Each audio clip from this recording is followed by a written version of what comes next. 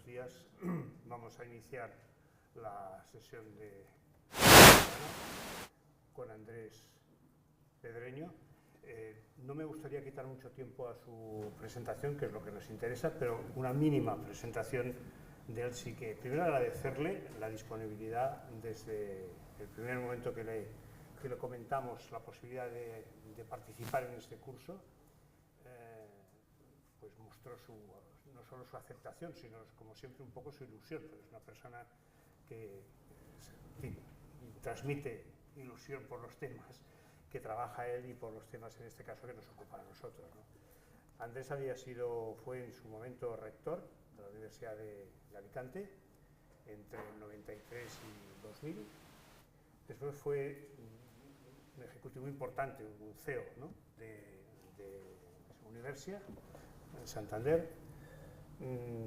Además es una persona que está trabajando continuamente en temas de innovación, de atracción de talento, de potenciar y desarrollar sinergias, en concreto, por ejemplo, en el tema Torrejuana, ¿no?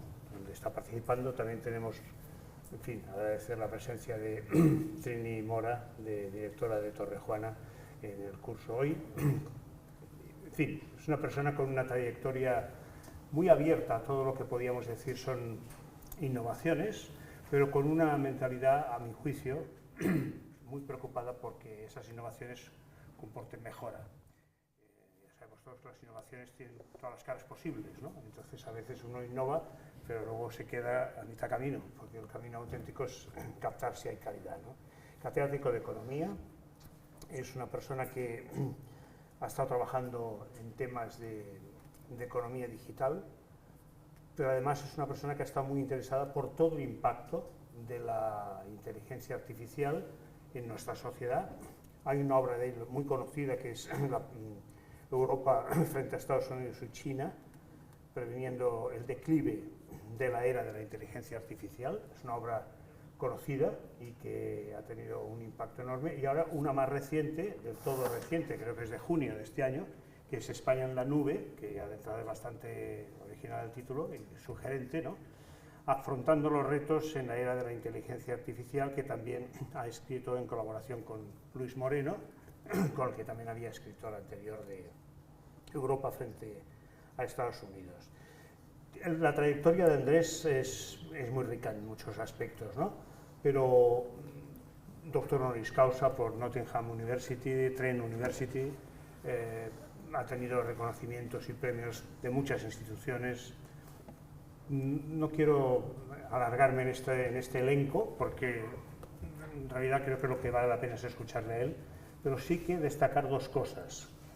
Tuve ocasión de conocerlo hace tiempo, cuando él estaba de rector, y la verdad es que su sentido, diríamos, universitario impacta en muchas personas. Es decir, es una persona que tiene un carácter universitario que ojalá tuviéramos todos, ¿no? Y por lo tanto su presencia aquí hoy no solamente lo es por el tema de la inteligencia artificial, sino por el conocimiento de haber trabajado en la universidad durante muchos años y de conocer sus potencialidades de la universidad, que son muchas, pero también sus situaciones críticas en las que hay que saber optar por un camino u otro, ¿no? Y hoy en este tema creo que nos puede ayudar a todos a pensar y continuar un poco la sesión de ayer, que fue también una sesión muy interesante y muy rica en reflexiones, y que estoy seguro que hoy empezaremos con la intervención de Andrés continuando en la misma línea. Gracias por participar en el curso, gracias también en nombre de Planeta. Tenemos los responsables de Planeta Universidades aquí también con nosotros y tienes la palabra. Gracias. Muchísimas gracias, Miquel. Es un placer este reencuentro y muchísimas gracias por la invitación. Es un placer estar aquí en esta sala y compartir inquietudes, ideas en un momento que digamos que es clave para la inteligencia artificial, para las universidades, para la sociedad, para nuestros países, etc., ¿no? Me voy a sacar una chuleta que he hecho para un pequeño guión y no perderme, si me vais a permitirla, creo que la tengo en el bolsillo. Cuidado la chaqueta. A ver si la encuentro. La he perdido. juraría que la he metido aquí, pero llevo unos bolsillos que es una...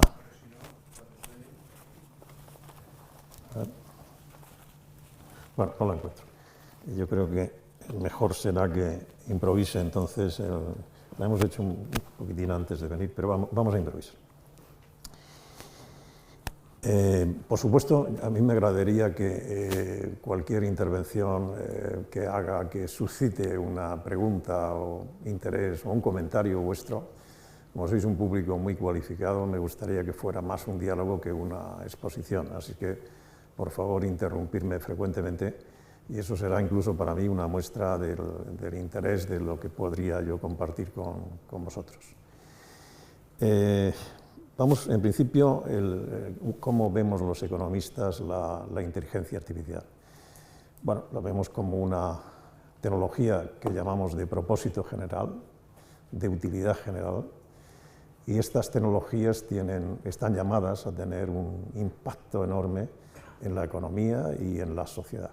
Es decir, no puede pasar desapercibida para la sociedad, para los ciudadanos, una tecnología que va a tener un impacto enorme comparada con las grandes revoluciones que ha tenido la humanidad a lo largo de la historia. Por lo tanto, la primera conclusión que tenemos que sacar, me atrevería a decir, es que no podemos ser indiferentes, tenemos que ya tener una actitud proactiva en relación a lo que es la inteligencia artificial. Es más, podríamos decir que como país, como sociedad, como universidades, debemos posicionarnos, a ser posible acertadamente, desde una perspectiva amplia, multidisciplinarmente, para darle toda la entidad, para responder a toda la entidad que representa la inteligencia artificial. Yo creo que más o menos tenemos algunos números en la cabeza, pero conviene recordarlos. Estamos hablando de que las primeras estimaciones, que se han quedado muy cortas, preveían que el impacto que tiene los economistas la medimos en el Producto Interior Bruto. Estamos hablando de que en prácticamente todos los países del mundo va a explicar una tercera parte del Producto Interior Bruto. Esto es lo que decían los primeros informes generales. Y de ahí que todos los países, aquellos países que... ¿Ahora? Sí, ahora quizás se oye mejor incluso. Bueno, aquellos países que vieron que efectivamente la inteligencia artificial les daba una oportunidad, establecieron estrategias en torno a la IA. En ese momento yo tuve la suerte de formar parte de un equipo que el gobierno anterior hizo sobre la inteligencia artificial y el Big Data para hacer el libro blanco del gobierno. Y esto nos dio la oportunidad de tener que leernos prácticamente todos los informes de los países. Tuvimos el informe Obama, a ver, cuál es la estrategia de Estados Unidos. Hubo un país que nos sorprendió a todos, porque cuando estaba constituyéndose el grupo, China publicó su famoso informe con un título que ya de por sí es evocador. El título era más o menos, no lo sé con precisión, pero más o menos era la guía para lograr la hegemonía económica y militar. Esto que lo diga un país como China, evidentemente, dice cuidado. Es decir, si China tiene esta apuesta, pues evidentemente los países deberían tener una estrategia ambiciosa, fuerte, en torno a la inteligencia artificial. Bueno, la tenemos, en realidad esto está sucediendo en la sociedad, esta sería mi primera reflexión. Tenemos un gran debate político en torno a la inteligencia artificial. A mí me da muchísima alegría que efectivamente en la universidad tengamos este debate, ¿no? Por lo tanto, el máximo compromiso, o sea, ya la primera alegría es cuando me llamas y dices, oye, que esto está sucediendo en la Universidad de Barcelona, y entonces... Pero hay que sacar una conclusión que viene en el libro y que se dice muy claramente. O sea, Europa no está apostando ya no en la inteligencia artificial, esto viene de largo, en la economía digital. Desde el año 2008, Europa ha perdido unos 8 puntos en el Producto Interior Bruto mundial. Europa no tiene gigantes tecnológicos, apenas tiene unicornios en comparación con el pequeño Israel. Israel tiene más empresas tecnológicas que cotizan en Nasdaq que toda Europa. Y nuestras startups tecnológicas, aquí en Barcelona las hay muy buenas, tienen muchos problemas para crecer, para escalar. Y además hay muy pocas startups estrictamente tecnológicas, es decir, ¿cuántas startups hay basadas en inteligencia artificial, en Internet de las Cosas, en blockchain? Pocas. Es decir, lo que tenemos son muchas basadas en la globalización, es decir, pues sistemas precarios de distribución que se están cargando los intermediarios, es decir, pues vendo flores, los productores venden flores directamente a los compradores. Bueno, esto de alguna forma es un empobrecimiento de las propias aplicaciones de la propia tecnología. O sea, esto es el entorno europeo, cuidado. Sin embargo, tenemos un gran discurso ético, filosófico, grandes leyes sobre privacidad, es decir, la regulación. El efecto Bruselas se entiende que es regulación. Claro que evidentemente la regulación, si es eficiente, es muy bienvenida, pero probablemente hay una regulación muy ineficiente. Esto está con muchos ejemplos puestos en el libro que has citado, sobre el tema de la inteligencia artificial. Y lo primero que ha hecho Europa, en vez de decir vamos a desarrollar la inteligencia artificial, vamos a tener una estrategia de inteligencia artificial, lo primero que ha hecho Europa es, en definitiva, más regulación, vamos a plantear regulación. Incluso España, hace nada, en España se creó la Agencia de Supervisión de la Inteligencia Artificial. De hecho, Alicante fue una de las ciudades que se peleó como candidata, creo que fue con Barcelona, con La Coruña, con Granada, etc. Al final ganó a Coruña, inexplicablemente. Pero la historia, yo cuando estaba este debate en Alicante decía, obviamente, claro, lucharemos, como no, por esta agencia. Digo, pero si no tenemos, perdón, pero si no tenemos nada que supervisar, si en realidad cuántas empresas tenemos aquí, si no tenemos empresas de inteligencia artificial, si no tenemos suficientes especialistas, las universidades no están provocando suficientes especialistas en inteligencia artificial. Por esto creo que la primera toma de conciencia sería, señores, hagamos una apuesta, elaboremos una estrategia ambiciosa en torno a la inteligencia artificial. Por ese momento, cuando estábamos elaborando el libro blanco, Macron, el presidente Macron en Francia, puso encima de la mesa una apuesta que nos alegró a todos. Era una inversión de 1.500 millones, un país europeo que decía, pongo 1.500 millones de euros para apoyar la inteligencia artificial. 15 días después salió en prensa que el MIT, una universidad norteamericana, ella sola invertía 1.000 millones para docencia e investigación en torno a la inteligencia artificial. Es decir, una sola universidad norteamericana prácticamente equivalía a la apuesta de un país como Francia. He querido empezar por aquí porque creo que hay que tomar un cierto liderazgo sobre el desarrollo de la inteligencia artificial, hay que asumir los riesgos. Yo diría, claro que el fuego quema, pero que hubiera sido de los primeros humanos si hubieran dicho, bueno, vamos a prohibir el fuego, vamos a poner 1000 restricciones, ahora el hechicero aquí es el que dice cómo hay que manejar el fuego, cuándo encenderlo, ya esto aquí lo domino yo, establezco unas regulaciones, todo el mundo parado aquí con el fuego porque esto lo dominan muy pocos que establecen las reglas. Esto es un poco lo que puede estar pasando, salvando las distancias, evidentemente, desde hace muchos miles de años y lo que pasa ahora. Es decir, claro que hay que asumir los riesgos. Los humanos siempre hemos asumido los riesgos. Circulamos con las autopistas y muere gente, pero asumimos y cada vez mejoramos los coches, mejoramos las condiciones de circulación, etcétera, etcétera. Hay que adoptar una cierta valentía con el tema de la inteligencia artificial. Hay un gran discurso en Europa, ético, filosófico, etcétera, pero no estamos ilusionando a nuestros jóvenes cuando, precisamente en el libro, decimos, o sea, somos el país que nos declaramos una startup nation y, sin embargo, tenemos el más bajo nivel de emprendimiento de la OCDE 2008, y ahora estamos casi igual en torno a la OCDE, y tenemos la mayor tasa de desempleo juvenil de Europa. Alguna vez estamos compitiendo ahí con Grecia e Italia, ese honor de ser el campeón del desempleo juvenil. ¿Cómo puede permitirse un país esto?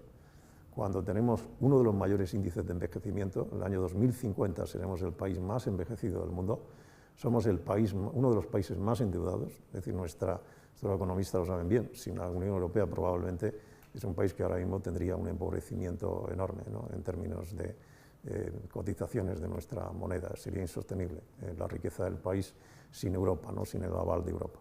En estas condiciones no deberíamos hacer una estrategia de futuro, no deberíamos crear una cultura en torno a la tecnología que mueve. Es la tecnología, es la inteligencia artificial, y esto lo dice muy bien Nuria Oliver, la que, pese a todos los problemas que puede originar a la humanidad y los riesgos, etcétera, pero es la única que puede afrontar enfermedades complejas como el cáncer, donde hay una personalización. La enfermedad tiene una cantidad de data enorme, cada persona trata el cáncer, lo padece de una forma diferente.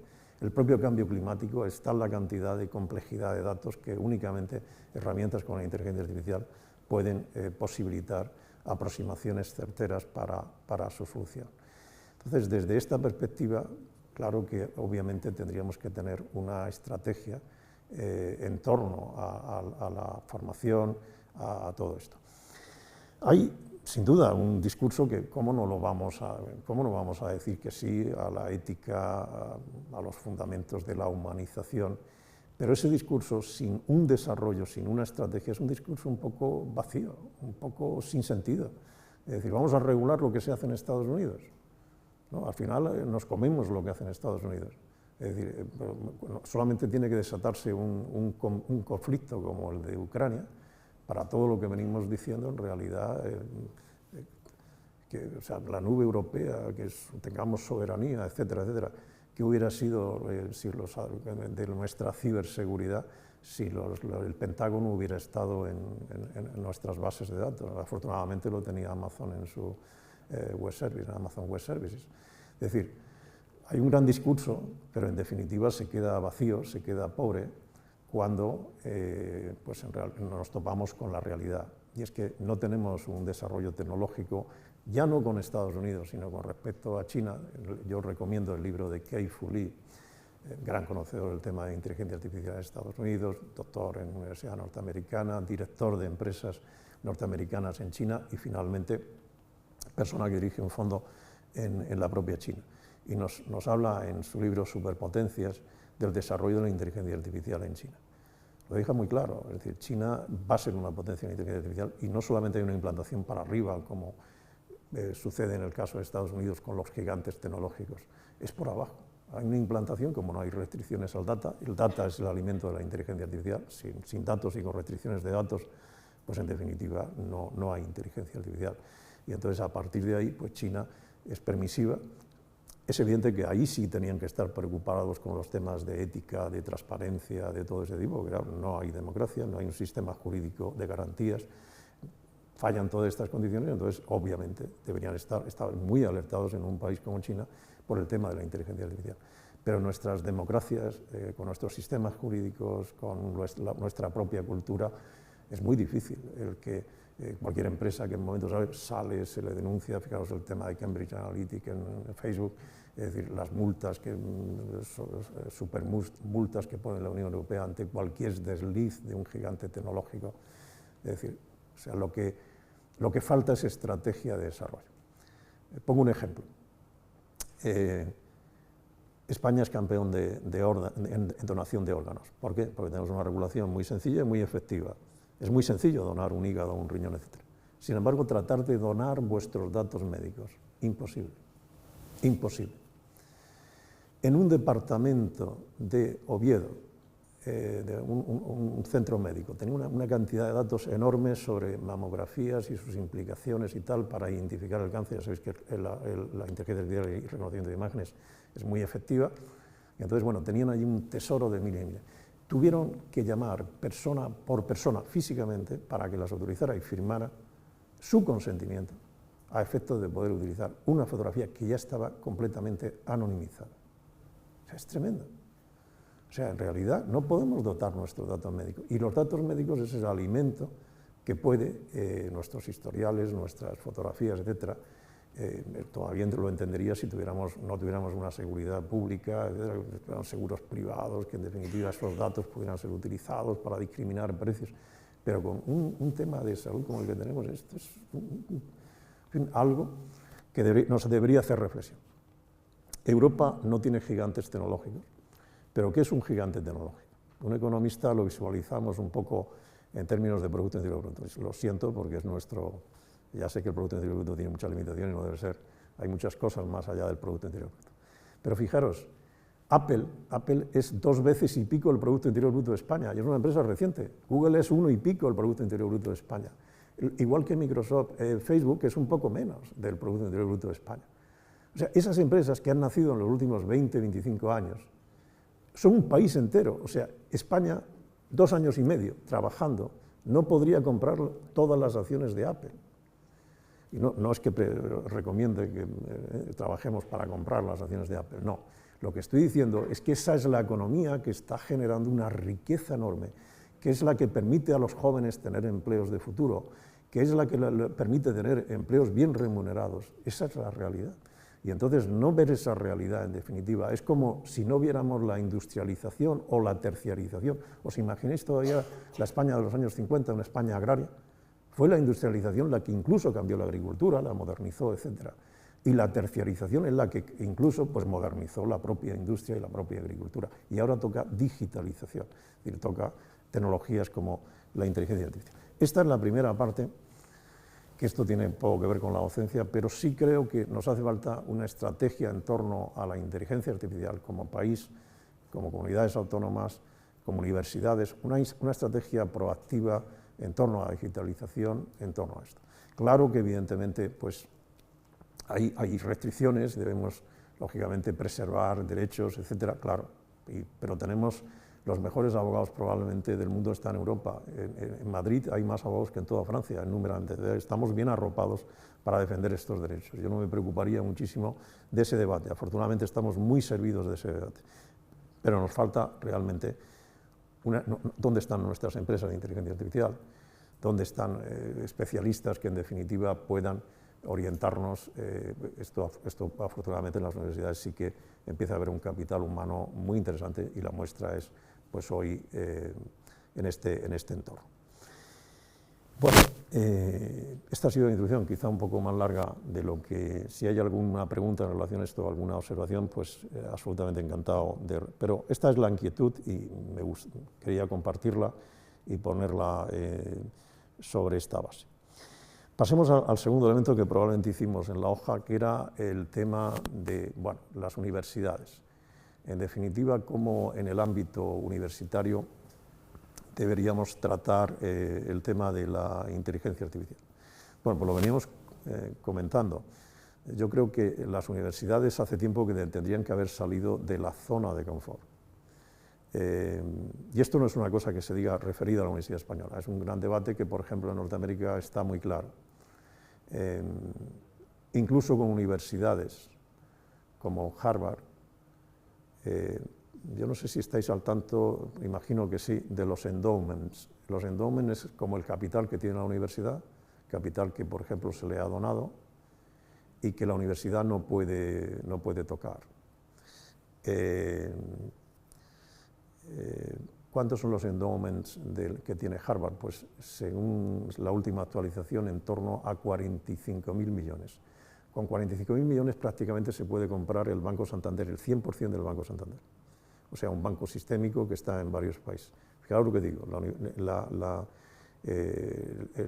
podría comprar la principal empresa española, Harvard. Fijaros que la familia Botín domina con aproximadamente el 3% del banco. Quiere decir entonces que si Harvard comprara el 3% de todas las empresas españolas, podría sentarse en el Consejo de Administración e incluso presidirlas. Esa es la entidad que tienen las universidades.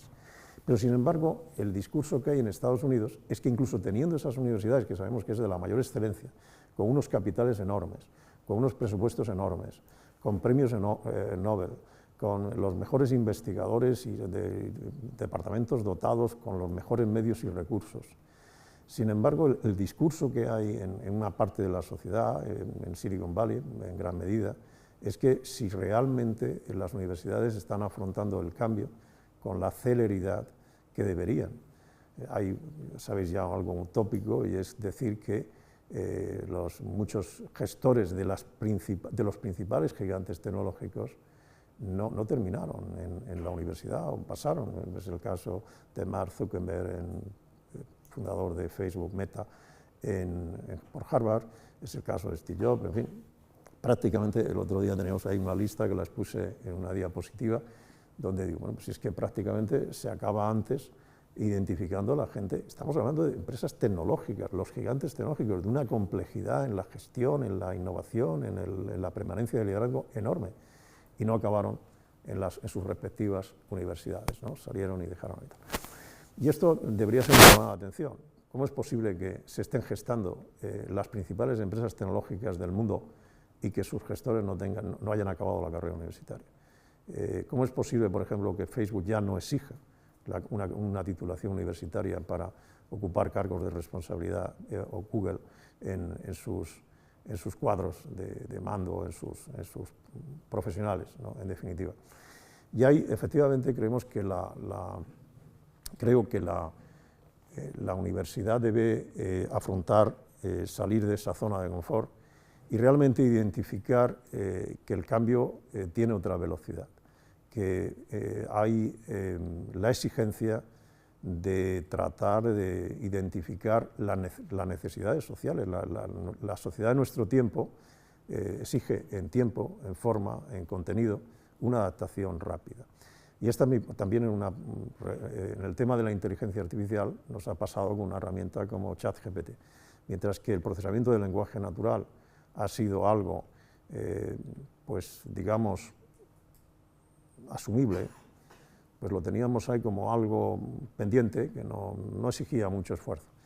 Pero un fenómeno como el del propio ChatGPT pues nos lo pone todo patas arriba y nos exige un posicionamiento. Yo hablaría, nos exige un posicionamiento o deberíamos tener un liderazgo sobre esta cuestión. Bajo mi modo de ver, es liderazgo lo que debemos tener. Si las universidades no lideramos esto, no esperemos que muchos más lo hagan. Nuestras empresas no están preparadas, no son estas empresas, porque previamente no han sido líderes en sus procesos de digitalización, han tenido una digitalización más bien pasiva, impuesta. Oye, que es claro que hay que hacer esto, porque si no nos quedamos fuera de los niveles de competitividad. Pero al no tener empresas tecnológicas, al no tener referencias en tecnología a nivel mundial, Europa entera, pues ahí tenemos un serio problema a la hora de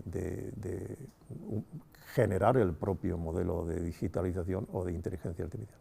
O sea, en definitiva, creo que es muy importante destacar esto, que propiciar que las universidades lideremos este proceso. Hay que liderarlo en términos de debate, hay que liderarlo en términos docentes, hay que introducir esto en las aulas, a mi modo de ver, hay que introducirlo en la investigación, tenemos que nuestros investigadores, evidentemente, pongan en contenido multidisciplinar, es decir, discutiéndolo, porque es un problema que tiene muchísimas aristas, muchas vertientes, y por lo tanto tiene en la riqueza multidisciplinar del tema, pues hay que ponerla en evidencia.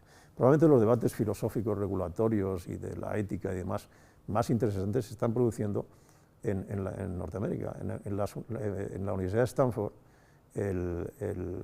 una de las clases de mayor éxito entre los ingenieros es la clase de filosofía, la más concurrida, y además ahora mismo no recuerdo el nombre, no, es el autor de El milagro del Silicon Valley, o no, no es El milagro. Luego, quizá Trini lo puede buscar, y es uno de los autores de éxito, y lo recomiendo el libro, y que explica sus clases de filosofía en la Universidad de Stanford, donde realmente, o sea, gente que quiere cambiar el mundo a través del código, a través de la programación, se plantea qué sentido tiene cambiar el mundo. Y yo creo que realmente hay que integrar a los ingenieros y la filosofía. O sea, los ingenieros tienen herramientas como son la inteligencia artificial valiosísimas, y es verdad, pero en ese contexto, no el contexto filosófico donde hacemos grandes malabarismos de ética, etcétera, pero los ingenieros están trabajando en otro país y luego nos dan herramientas que decimos, bueno, ¿y esto cómo se come? ¿Cómo se come ChatGPT o cómo asimilamos esto y esto otro? Sí, este es el título, El espíritu del mundo, no el milagro, El espíritu del mundo en Silicon Valley. Es Hans Ulrich, que es un apellido alemán, Gumbrecht, creo que es. Muy recomendable este libro, porque bueno, viene a integrar algo que es fundamental, y es los ingenieros que evidentemente con el código o con herramientas como la inteligencia artificial pueden realizar grandes impactos en nuestras economías, etc. O sea, la inteligencia artificial, como sabéis, pues va a transformar la sanidad entera.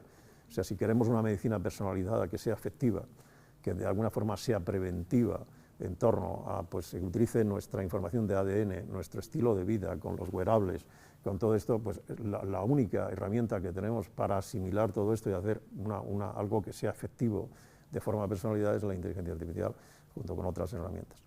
Entonces, la sensórica, etcétera, etcétera. Entonces, desde esa perspectiva, pues necesitamos que los ingenieros se integren con los filósofos, con la gente que estudia Derecho y que puede regular, pero la gente, si hacemos una regulación que no identifique claramente la naturaleza, los riesgos reales que tiene la herramienta, no los riesgos ficticios que tiene la herramienta, estamos realmente poniendo, podría daros muchos ejemplos baldíos de mala regulación. En España estaban prohibidos los drones hace 4 años. Oiga, ¿por qué? ¿Cuál era la razón? Pues yo la escuché textualmente y me puse a temblar. La razón era que era un tema muy peligroso y que los terroristas podían utilizarla. Oiga, es que un terrorista, porque usted lo prohíbe, deja de utilizar el tema. O sea, si esa es la razón, vamos a escucharnos. Un terrorista no respeta las leyes, por lo tanto, ahórrese si esa es la razón. Y sin embargo, mientras tanto, los drones estaban utilizándose en África para perseguir la caza furtiva, o en Dinamarca para llevar medicinas a una isla de forma urgente, o en otros países para ver el desarrollo urbanístico y controlar un desarrollo urbanístico incontrolado, o 1000 cosas que se pueden utilizar los drones. Y efectivamente esa experimentación nos daba casos de uso y la posibilidad de explotar esa tecnología.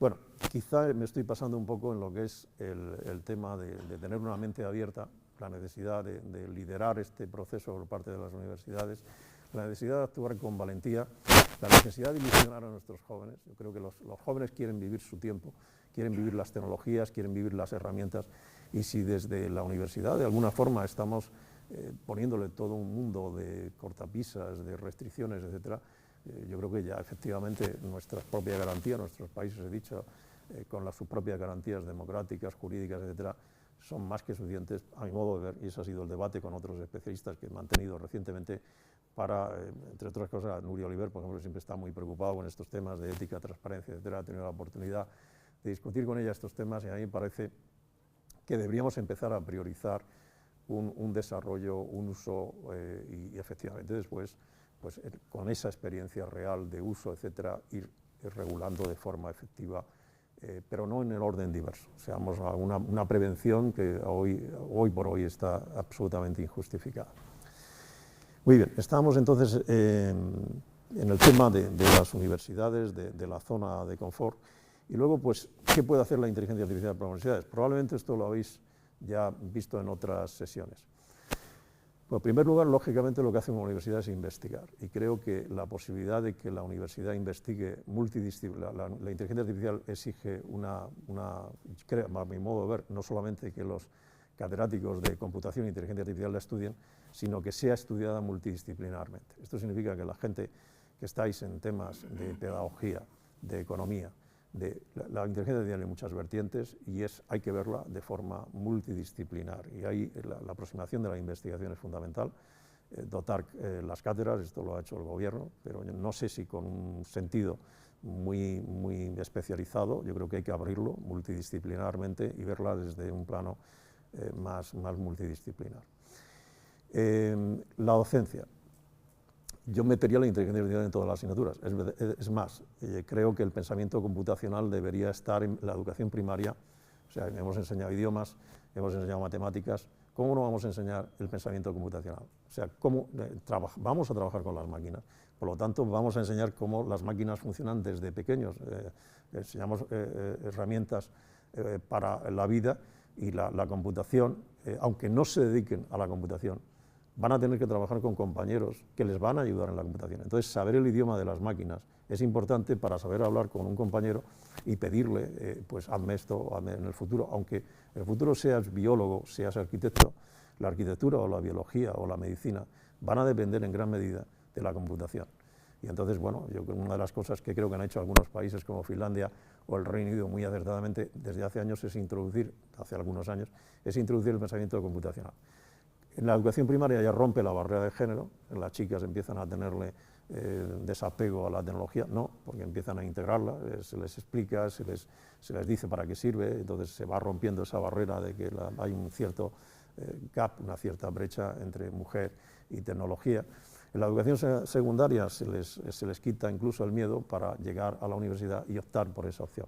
Fijaros una cosa, si ahora mismo tuviéramos 1 millón al año de STEM, cada 4 años, para no exagerar, le daríamos empleo a ese 1 millón de jóvenes, un empleo cualificado y bien remunerado. ¿Qué tenemos? 1/4 parte de eso. ¿Es que la inteligencia artificial destruye empleo? ¿Es que las tecnologías destruyen empleo? No, y los genera. Lo que pasa es que obviamente tiene que tener esa especialización. ¿Qué es lo que está pasando en el sistema? Como no estamos dándole ninguna señal y hay una barrera, lo que está sucediendo es todo lo contrario. Cada año hay menos alumnos STEM y paradójicamente en un país donde solamente Madrid supera a todos los abogados que hay Francia, cada año tiene más abogados. ¿Tiene un sentido esto?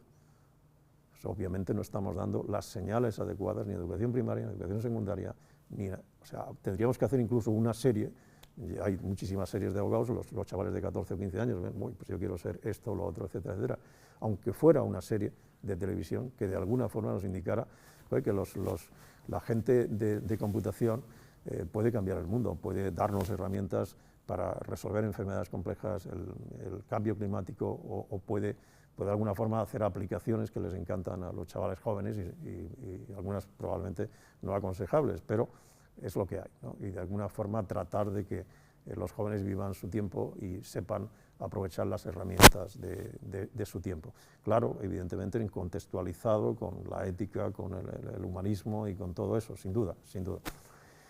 Bien, por lo tanto, ahí tendríamos un tema, la formación, introducir la computación e introducir la inteligencia artificial como asignatura en cualquier materia. Yo en la economía la veo, de hecho, afortunadamente, en nuestra catedrática de Fundamentos de Análisis Económico, llegó un día allí, en la Universidad de Alicante me refiero, y dijo, la econometría la vamos a cambiar, lo que vamos a empezar a explicar es Machine Learning y Deep Learning.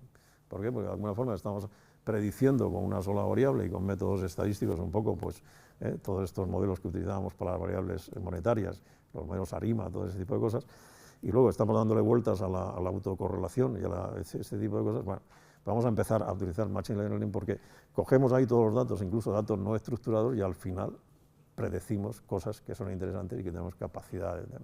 Bueno, yo creo que esto es una revolución. ¿Cómo en las universidades vamos a estar ahora 20 años explicando econometría y variables y métodos estadísticos cuando Machine Learning y Deep Learning nos da un potencial enorme en términos predictivos? O sea, la universidad tiene que liderar, evidentemente, esto y tiene que hacerlo asumiendo los riesgos porque en realidad, tenemos credibilidad ante la sociedad. Todavía hoy, pues en definitiva, los universitarios son los que mejor salida tienen en el mercado de trabajo, aunque no se dediquen estrictamente para lo que están preparados, pero la sociedad todavía cree que la universidad tiene formación y que el alumno universitario en efectividad tiene un buen entrenamiento a través de las titulaciones que lo hace.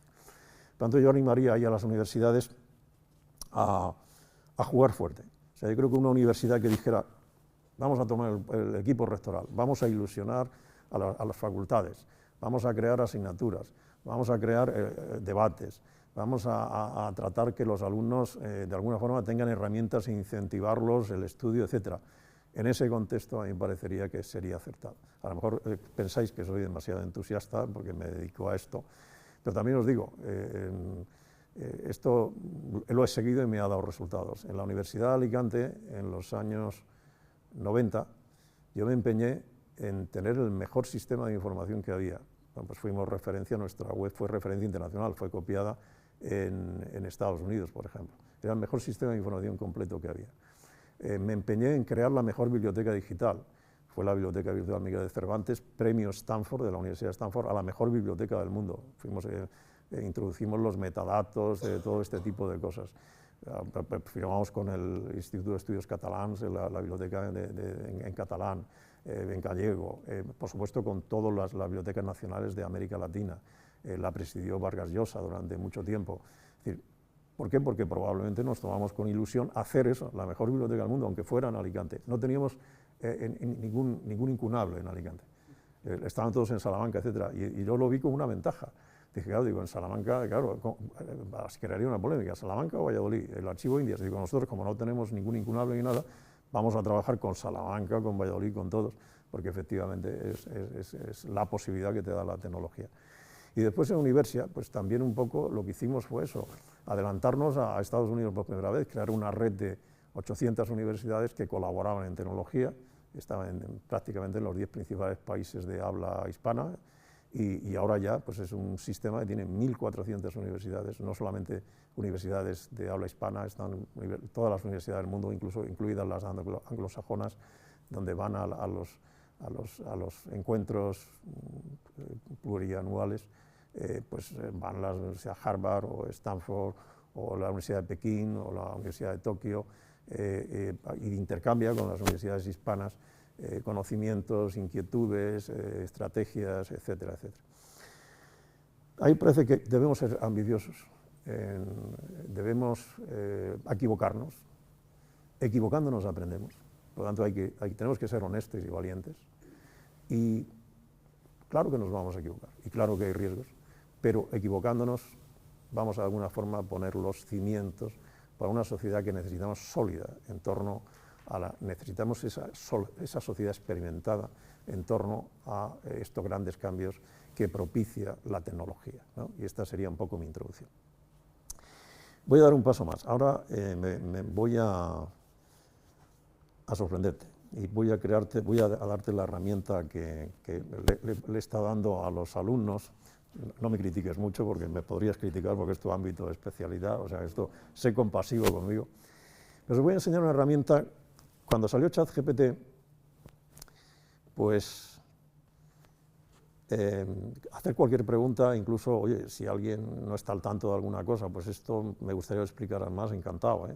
Entiendo que estáis al tanto todos de todo, pero si hay algo que no estáis, encantado. Cuando salió ChatGPT, pues nos sorprendió a todos, porque vimos, oye, que es que nos entendía la máquina, respondía fenomenalmente, lo que era el procesamiento del lenguaje natural, pues que era una asignatura pendiente, caramba, pues lo han resuelto. Pero es que lo resuelve en todos los idiomas, es que traduce perfectamente, pero es que haces preguntas complejas y es que lo responde. Y pues en este sentido vemos que hay universidades norteamericanas que lo están prohibiendo, y la razón es que ChatGPT puede hacer el trabajo a los alumnos. Bueno, y eso a lo mejor es una ventaja, que si un profesional tiene el trabajo hecho, pues tendrá que reinventarse el profesional y decir, ahora qué hago yo, teniendo una herramienta como esta. Los humanos siempre hemos hecho eso, cuando hay algo que lo haga, algún proceso de automatización, hemos subido un nivel. ¿Cuál es nuestro nivel ahora? Esa era la pregunta y esa era un poco, yo creo, la actitud de una universidad, es ¿dónde nos colocamos ahora? Si la inteligencia artificial nos da esto, ¿cómo nos tenemos que colocar más arriba de esto? Me contaba a Miquel el tema de las preguntas. Saber hacer las preguntas correctas.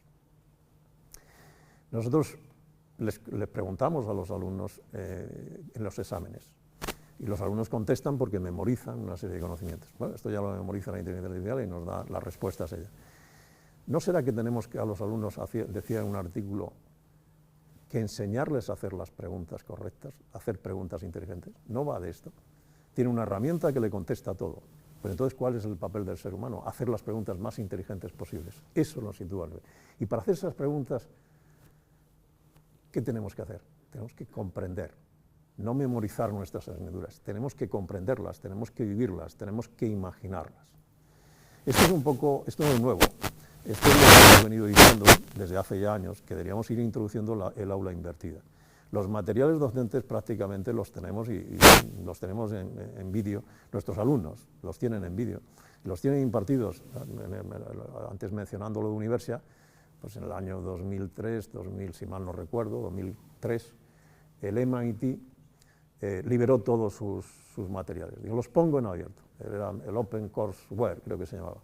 El MIT dije, todos mis profesores tienen que poner todas las clases en abierto. Ahí tenías la clase de álgebra lineal, explicada en vídeo, un profesor del MIT magnífico, te explicaba todo un curso de álgebra lineal. Yo voy a ir a la Universidad de Alicante y explicar álgebra lineal, se lo tiene explicado el alumno y además puede ver el vídeo las veces que quiera y tiene después magníficos manuales y materiales en abierto, todos los materiales. Tiene los exámenes que hace el MIT. ¿Cómo tendríamos que haber respondido ante eso, a mi modo de ver?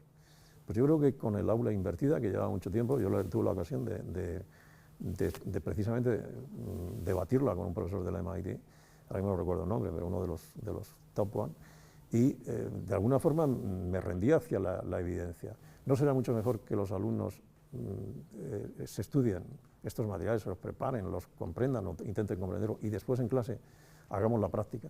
Es decir, ¿cómo aplican los alumnos la teoría? ¿La han entendido? Entonces, evidentemente, sabrán hacer las mejores preguntas, sabrán hacer los mejores debates, podremos resolver los problemas conjuntamente, acostumbraremos a trabajar en equipo en clase, y el profesor se convierte entonces en un director mucho más experimentado para poder coordinar, motivar, establecer. O sea, a mí me parece que el aula invertida ha estado ahí, la hemos tenido a nuestra disposición como concepto, teniendo los mejores materiales que tenemos en la red, los mejores manuales, etcétera, el alumno lo que tiene que hacer es prepararse en clase para hacer las preguntas más inteligentes. Y el gran debate es ese, cómo realmente le hacemos trabajar en el aula. Estuve trabajando con el profesor, hay mucha gente de economía, estuve trabajando con el profesor Luis Tormo, de la Universidad de Valencia, un catedrático de teoría económica, cómo introducir en los modelos de crecimiento económico endógeno la variable de disrupción. Entonces escogió el tema de las teorías de Rumme, los modelos, y bueno, ya sabéis, por Lucas, toda esta gente, los que sois economistas, pues han establecido un gran debate en torno y un gran desarrollo en torno a este tipo de modelos. Pero la disrupción pues es una variable compleja digitalmente. Puede hacerle un país, o sea, cuando vienen aquí Uber o Airbnb, de alguna forma está haciendo una disrupción a los taxis o a los hoteles. Esa disrupción significa un crecimiento que puede ser negativo, ¿no? Entonces, pero sin embargo en Estados Unidos, el país que genera esa tecnología, genera empresas que son unicornios y más que unicornios, son gigantes tecnológicos. Entonces, por lo tanto, ahí está generando un crecimiento y riqueza. Entonces, ¿cómo de alguna forma evaluamos esa variable en los modelos?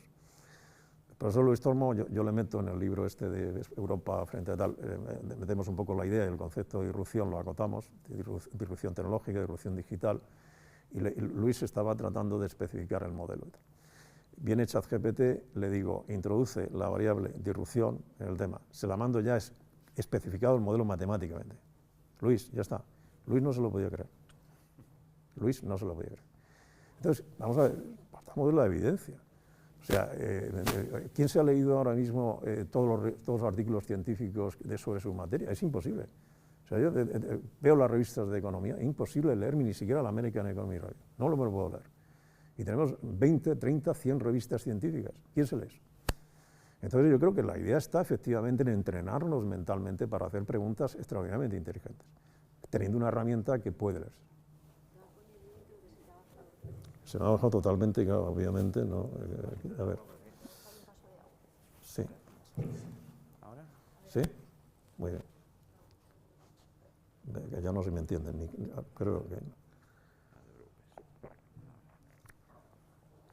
Bueno, pues entonces voy a pasar la herramienta, porque el objetivo de la herramienta es cómo a los alumnos ChatGPT le puede ayudar. O sea, en vez de prohibirlo, digo, pues vamos a ver, claro que puede hacerle trabajos. Bueno, pues no le encarguemos más trabajos en casa, porque la tentación puede ser enorme, sobre todo cuando Luis Tormo ya tiene su modelo hecho por ChatGPT, pues que nos queda a nosotros razonar y defenderlo quizá, pero a lo mejor hasta eso lo puede hacer ChatGPT. Entonces hay que descubrir cuál es nuestro rol ahí, ¿no? Y esto cuanto antes lo descubramos muchísimo mejor, ¿no? Bien, vamos a la herramienta. No quiero tampoco pasar más tiempo. Esto que estáis viendo, esta imagen es Torre Juana, que es nuestro pequeño campus en inteligencia artificial.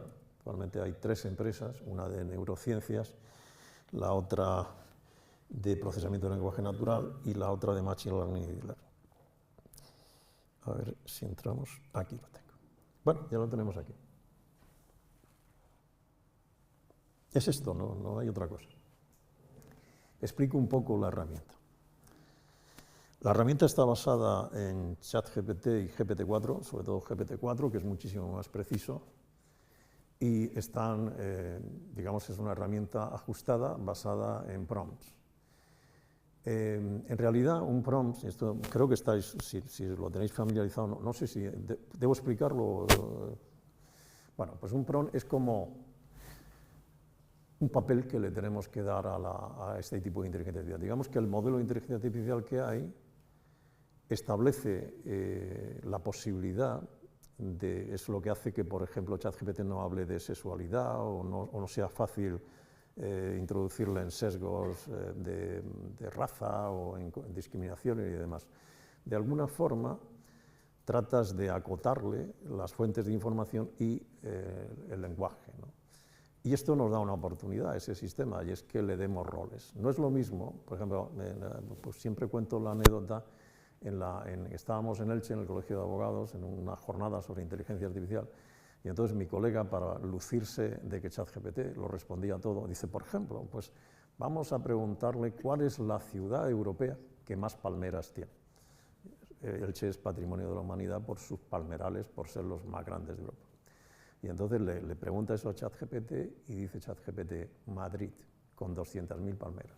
Nos quedamos todos, esto no sirve para nada. Bueno, yo estaba al lado y simplemente le dije, actúa como experto en palmeras. Y la respuesta de ChatGPT fue, es muy difícil de saberlas con exactitud porque no hay estadísticas actualizadas sobre este tema de las palmeras. Primer párrafo. Segundo párrafo. Pero es conocido que Elche, que es patrimonio de la humanidad, tiene en torno a 200.000 palmeras. ¿Por qué probablemente el mismo ChatGPT respondió de dos formas? Cuando tú le estableces un prompt es actúa, por ejemplo, como experto en. Le estás condicionando el tipo de lenguaje que debe tener. Es decir, no es lo mismo que ChatGPT parta de vectores de información donde tiene información experta en palmeras, que se lea todos los folletos turísticos, en Madrid debe haber muchísimos, que diga que es una capital mediterránea, exótica, con palmeras, etc. Y entonces efectivamente se le crucen los cables y utilice un lenguaje probabilístico que esté basado en fuentes sin rigor. Y esto, ojo, es muy importante para la investigación. Luego esto sí, también a lo mejor lo podemos, luego lo busco. ChatGPT es muy utilizable, pero es utilizable si le ponemos los prompts.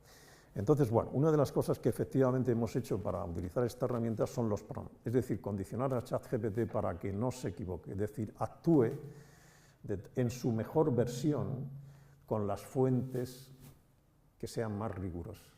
Dentro del cáncer, imaginaros esta herramienta, le preguntamos sobre el cáncer, pues si se ha leído webs, está educado en Internet, ¿no? Pues entonces se puede haber leído magníficas páginas de la Clínica Mayo o del Organismo Internacional de Salud de los Estados Unidos. Son páginas rigurosas, son páginas muy válidas.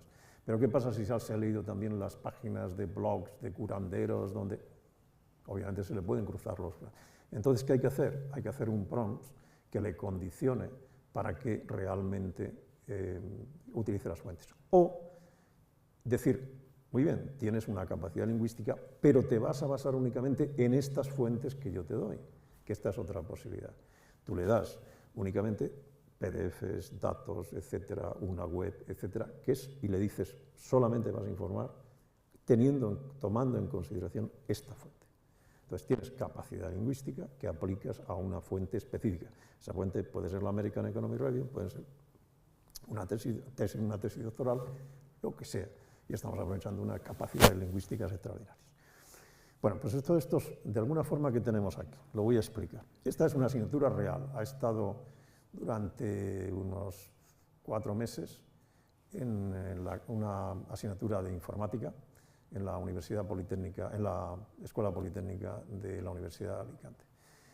La idea es que esta herramienta ayude a estudiar día a día a los alumnos, le haga fácil el estudio y que, pues algo que los alumnos, ya sabéis, tienden a acumular apuntes, fallan en clase, se van descolgando y luego se dan al atracón del examen. No, pues aquí que le permita repasar fácilmente o incluso ampliar, si se lo toma en serio, la asignatura, quiere sacar nota, etcétera, puede ir ampliando de forma fácil lo que es cada materia. Entonces, es muy sencilla, la herramienta la tenéis ahí y ya describe todo. ¿Qué sucede? ¿Qué está sucediendo? ¿Qué tiene arriba? Arriba, ¿qué tenéis? A ver, ahora se ha perdido, lo vuelvo a recuperar. Arriba, cuando veis pensamiento computacional, está lo que debería estudiar el alumno. De hecho, si estuviera en un campus virtual de la universidad, podríais ver ahí los apuntes que ha puesto el profesor, los temas. Están en texto, entonces podéis elegir cualquier tema, la historia de la inteligencia artificial, o el tema 8, o el tema SEA, el alumno va a estudiarse ese tema. Automáticamente, no quiero cambiar mucho como voy a hacer una prueba, Imaginaos que lo que se tiene que estudiar es el pensamiento computacional. Esto que tiene ahí, que es el tema 5.1. Tiene ahí 40 hojas, un PDF de 40 folios, que le entra una pereza enorme y dice, oh, esto me tengo que estudiar ahora 40 folios. Bueno, entonces empieza con las herramientas para estudiar. Primer botón, resumen.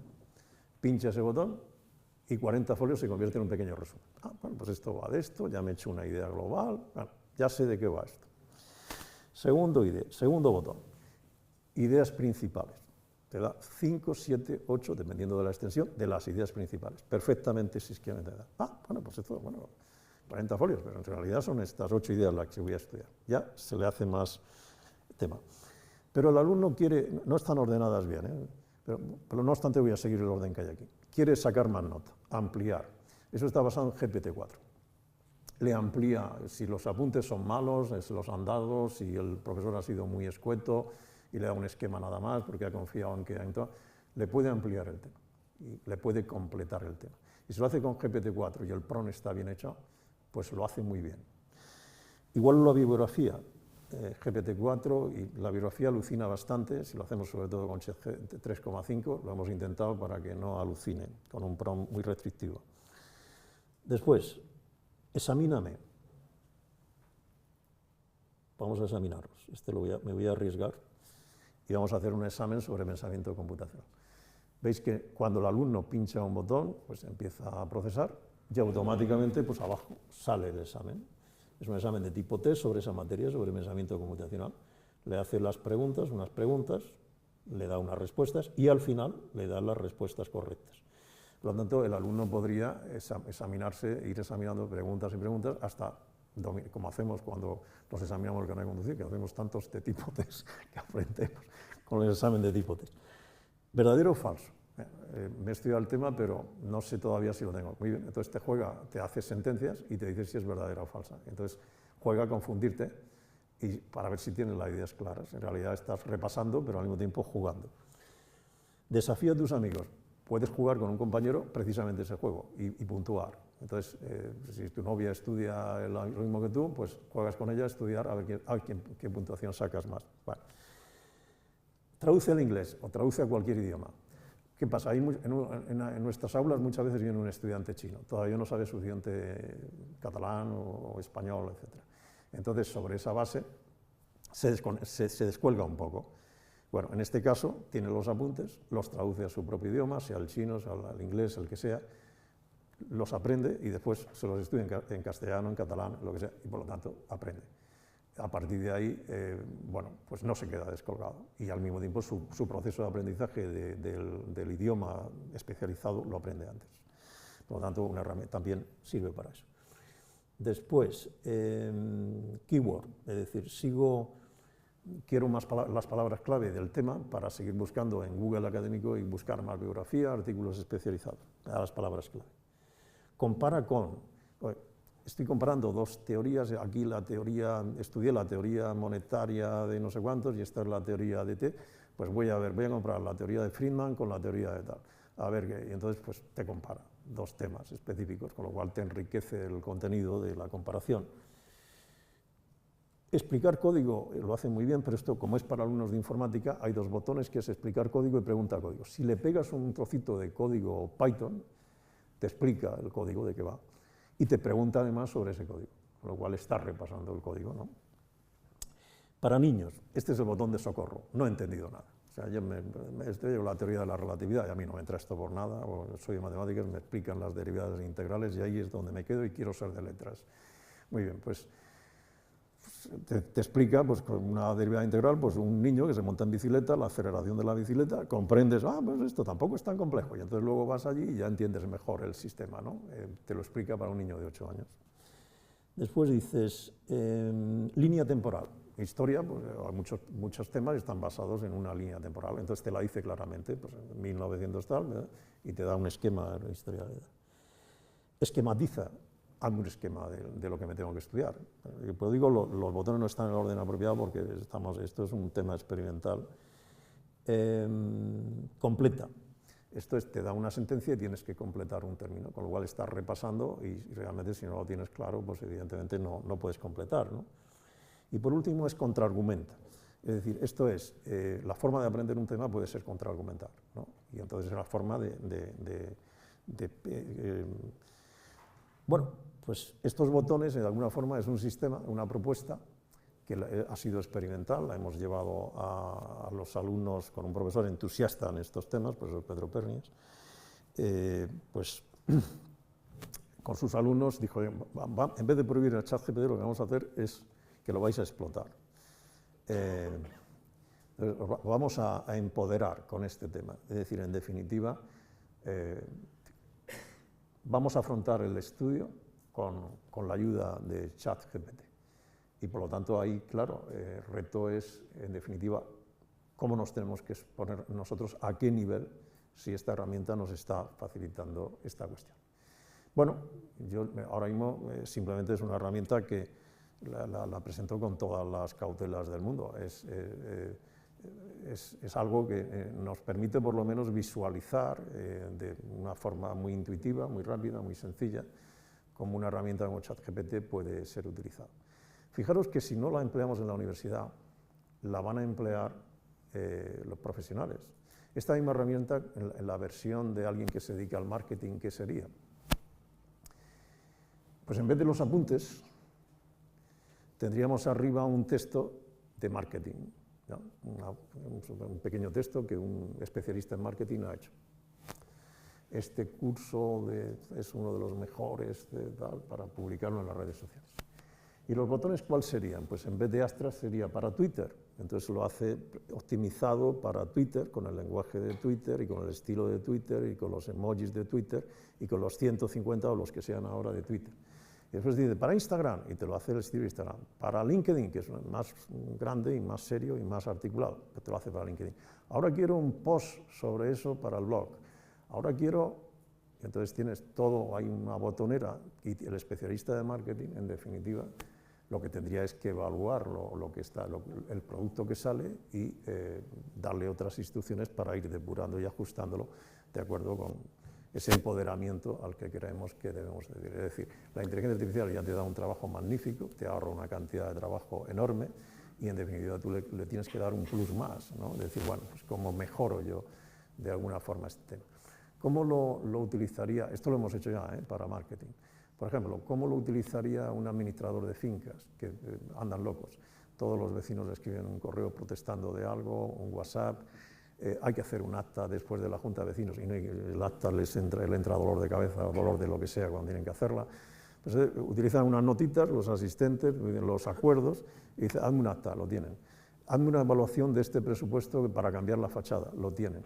O sea, tienen cerca de unos 25 botones donde la actividad profesional de los administradores de fincas les incrementa la productividad enormemente. Lo tenemos hecho también para los arquitectos. Un arquitecto tiene que hacer informes de obra, informe del proyecto, juzgar de acuerdo con el código técnico de edificación, con las leyes urbanísticas. O sea, mete una serie de datos, un informe de emplazamiento, un informe... Y todos esos informes, metiendo los datos, automáticamente ChatGPT los genera. Entonces, digamos, si los arquitectos del futuro, del presente, ya lo están utilizando los abogados, lo están utilizando...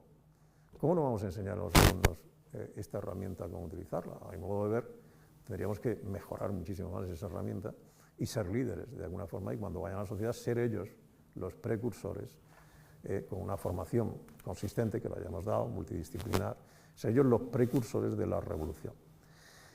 Antes decía el impacto que tenía en el Producto Interior Bruto. El último informe, que si mal no recuerdo era el último informe parecido, era el de McKinsey, no, los de los otros, ¿cómo eran los? Bueno, McKinsey o alguno parecido a McKinsey. Ya nos acordaremos. Lo tenemos por ahí, luego si os interesa o lo busco y os lo digo. ¿Qué potencial económico tiene la inteligencia generativa? Rápidamente, el Producto Interior Bruto del Reino Unido, ni más ni menos. O sea, esto es lo que hay ahora mismo en juego para nuestros jóvenes, para nuestra sociedad en definitiva. Sé que es que esto es lo que hay, es decir, en definitiva, no, el Producto Interior Bruto pues, no lo es todo, pero sí es lo que nos da de comer, lo que paga el estado del bienestar, lo que nos permite como sociedad, evidentemente, ser lo que somos. Entonces, o realmente continuamos a ese nivel, o se produce lo que en el libro llamamos la argentinización de la economía europea. Es decir, Argentina era el país más rico del mundo, el 7º país más rico del mundo, en el año 40-50, alimentaba a España, y no hizo su industrialización, porque era el granero del mundo, tenía toda la carne del mundo. No hizo su industrialización, no hizo su terciarización, y luego era la vieja España, que en los años 40 era un país pobre, 50, la que en el año 2008, pues más o menos dentro de la Unión Europea, con esto, pues consiguió ser el 7º país del mundo más rico. O sea, en definitiva, la digitalización toca la digitalización. No se puede decir, yo la digitalización, no, yo el tema de inteligencia artificial, no. Esto ahora mismo tiene que haber una estrategia proactiva, perdonad que insista muchísimo, porque lo que hay en juego es esto. Y las universidades, como digo, son fundamentales a la hora de que un país pueda liderar la inteligencia artificial. Sus profesionales, los que surjan, lo que surja en las aulas es absolutamente fundamental en la historia que estamos contando. No sé cómo vive tiempo. 1 hora os llevaré aproximadamente. ¿Y entonces qué hacemos ahora? ¿Damos paso a las preguntas? ¿Sigo enrollándome como queráis? ¿Queréis preguntar? Y luego si queréis con alguna pregunta, pues sigo. Así es que disparar todo lo que podáis. Hay una pregunta. ¿Sí?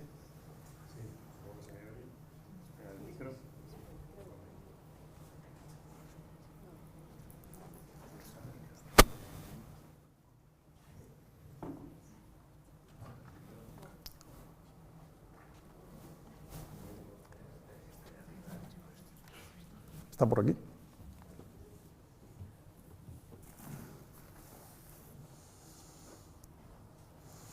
Si no, me acerco yo y la repito, ahora que tú más o menos intento repetirla, porque yo no tengo una memoria retentiva. Si me acerco aquí, la escucho mejor y la repito yo un poco si no se te oye. Voy a probar mi voz, a ver si... Buena voz.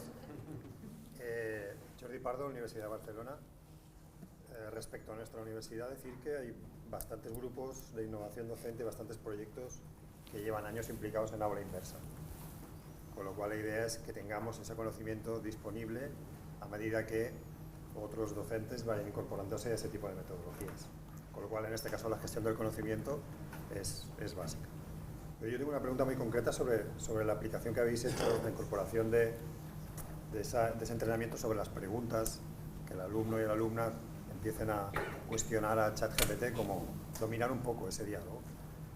En la aplicación, ¿les dais acceso a esas opciones, a esos accesos directos a preguntas, o ellos tienen una formación previa en cuanto a cómo razonar para no quedarse solo en ese tipo de preguntas, sino poder ampliarlo? No sé si me explico.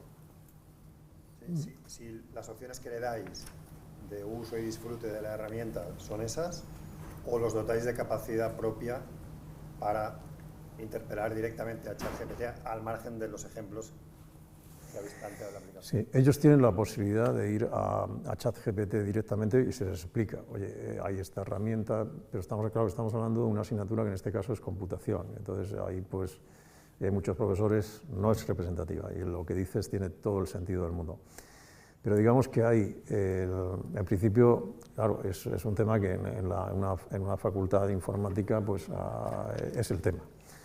Entonces ahí todos los alumnos dominan lo que es ChatGPT, probablemente el 100% de ellos lo tienen acceso, incluso pues tienen los accesos a los plugins, a todo lo que hay. Entonces aquí el tema era que en realidad esos botones les facilita de forma muy fácil y muy intuitiva ese tema, incluso pensando, diría yo, a la gente que no es de informática, porque los informáticos en eso no deberían tener problema. Y la idea era, de forma muy sencilla, el profesor entra a una cosa que se llama la biblioteca, si está en el campus virtual, que era uno de los botones que habéis visto arriba, es un tema de producción, y ahí va colgando los temas. Pero no tiene por qué, porque el alumno puede basarse en los apuntes del profesor, que son los apuntes oficiales, los temas que en definitiva ha dejado en su campus virtual, PDFs o lo que sea, pero también puede tener sus propios materiales y estudiarse sus propios materiales. Entonces, bueno, la idea es que de una forma muy intuitiva y sencilla, sin ni siquiera conocer ChatGPT, tú dices, oye, esta herramienta pues tiene un potencial y unas capacidades extraordinarias, ¿no? Y entonces las vas descubriendo en función de una cosa que tienes que hacer, que es estudiarte cada tema. A partir de ahí, claro, estamos en la prehistoria de esto. O sea que no, esto es un tema de decir, a ver, imagínate un año en varias facultades, una universidad que sea valiente y diga, sí, bueno, pues voy a emplear esto. Pues, que la facultad de económicas, la facultad de... Y tenemos a 1000 alumnos que lo hayan, poquitos, 1000 alumnos que lo hayan utilizado, la experiencia de uso puede ser extraordinaria. Y sobre todo si además gente didáctica pues dice, no, pues esto no debería, pues esto sí, esto hay que animar, esto no. Y esto es una propuesta casi diría precipitada, pero para que con valentía la asumamos incluso hasta los riesgos que tenga. No sé si he contestado, pero... Sí. Si se me permite, ya que te tengo cerca, no sé si este médico me robotiza la voz. Otra cosa.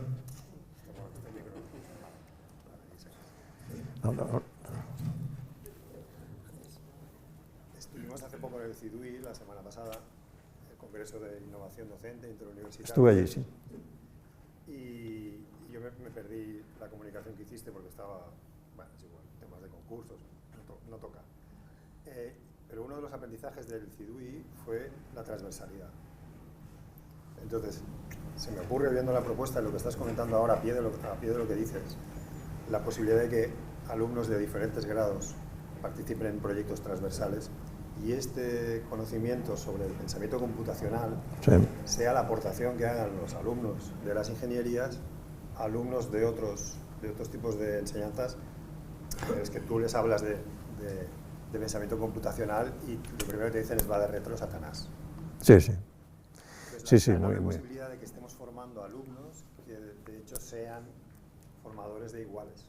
Sí. Y es una oportunidad que tal vez deberíamos plantear en un ámbito que va más rápido de lo que podemos adaptar. Muy interesante. El conocimiento que tenemos, moverlo rápido para poder llegar un poquito antes. Muy interesante.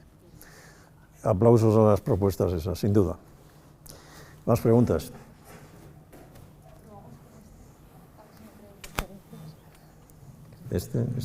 Sí, bueno. ¿Tú?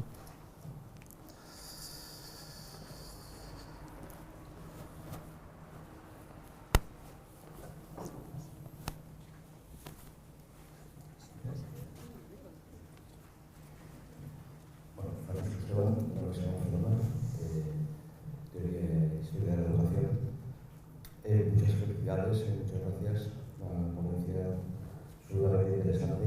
Siguiendo un poco la línea de lo que se viene diciendo ahora, me parece que estamos ante una oportunidad, ¿no? Porque me parece que tenemos que renovar los planes de estudio y se incorpora una formación básica, ¿no? Es una idea que viene del pasado, ¿no? Aquella facultad de cultura que planteaba Ortega, ¿no? Pues me parece que tenemos la oportunidad de poner en marcha. Y me parece muy interesante pues, no meter al alumno en un tubo desde la primera año hasta el último, que es un grado. Y que visite otras facultades, ¿no? Es decir, que sea una formación totalmente interfacultativa. Lo que pasa es que Jaspers ya explicaba hace años que una facultad es como el bosque de Benares, que por lo visto ahí hay cocoteros y cada cocotero tiene un mono. Y todo está en paz hasta que uno lo baja de su cocotero y se vuelve al lado, ¿no? Porque se empiezan a tener cocos y a ver quién deja créditos, quién reconoce que hay una asignatura que merece la pena pues, reformular y compartir con otro. No sé, o sea que me parece que ahí hay que trabajar en este sentido si queremos esa formación básica y que incluya, por supuesto, pues, todo lo que se señala. Sí, estaría totalmente de acuerdo. Yo creo que efectivamente es importantísimo ese tema. Así es que, por mí adelante, o sea, que todo lo que pueda facilitar esa estrategia me parece acertadísima. Por ahí.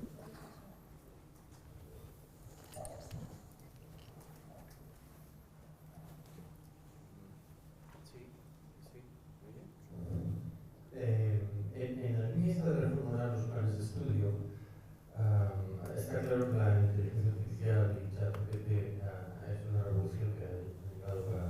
clase y habitualmente cambiar algo como plan de estudio para adaptarse a esta nueva realidad suele llevar su tiempo. La pregunta sería, esos cambios, el cambio en planes de estudio tiene que ir más enfocado a, lo digo desde la perspectiva de carreras no tecnológicas, ciencias de la salud concretamente, yo soy de la URL. Los cambios en una carrera de ciencias de la salud, por ejemplo, de planes de estudio, tienen que ir más enfocados a incluir asignaturas tecnológicas 100% en el currículo, o tendría que ser una aproximación más transversal y que todas las asignaturas tuvieran alguna vertiente de aplicación, por ejemplo, de esta inteligencia artificial.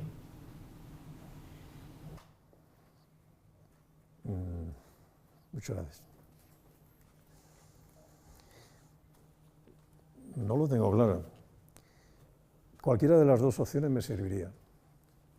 O sea, creo que si los profesores de cada asignatura se lo toman en serio y realmente lo hacen bien, me parecería estupendo, porque estás llevando a cada materia de forma específica el instrumento, la capacidad, el caso de uso, o sea, me parecería genial. En el peor de los casos, si no logramos eso, entonces sí vería como un tema de mínimos el introducir que los alumnos de una especialidad, como sea la medicina, estén al corriente y para ellos no sea una barrera el acceso a la inteligencia artificial. Algunas veces estamos hablando de cosas muy sencillas, ¿no? Como es que cuando nos sentemos con un informático delante, sepamos lo que le podemos pedir.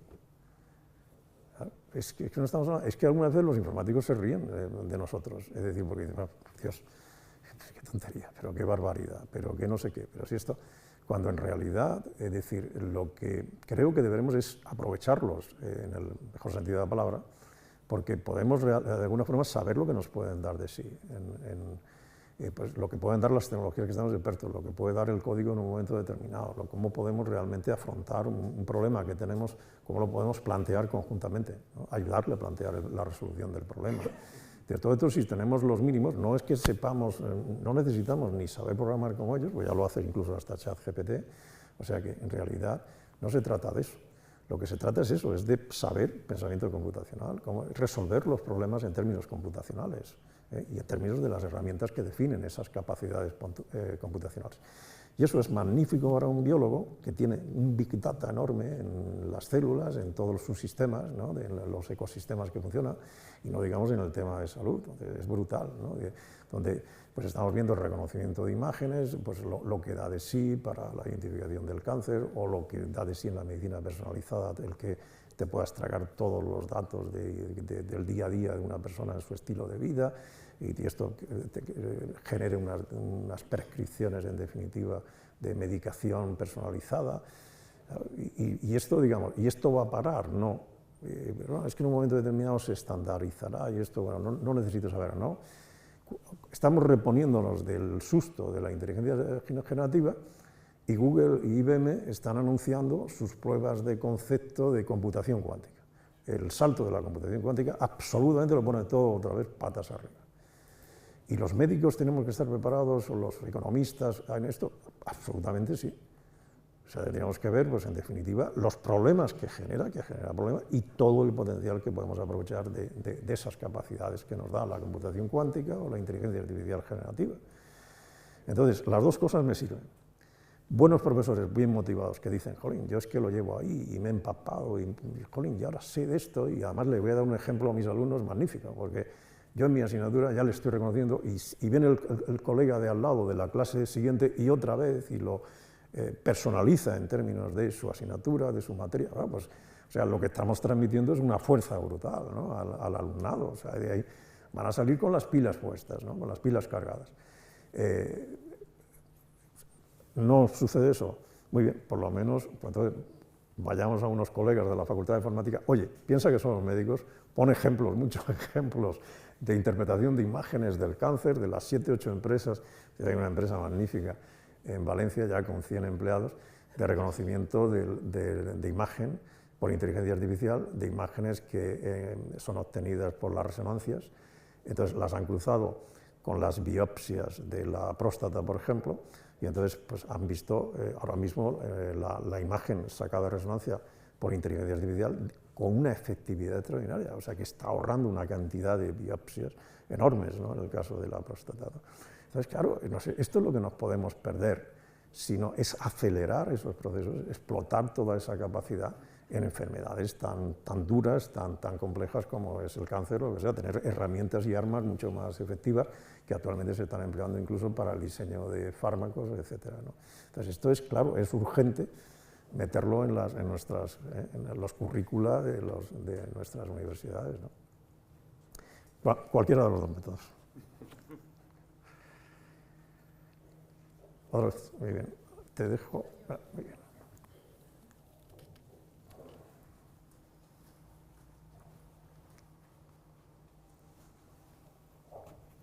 Mismo de antes.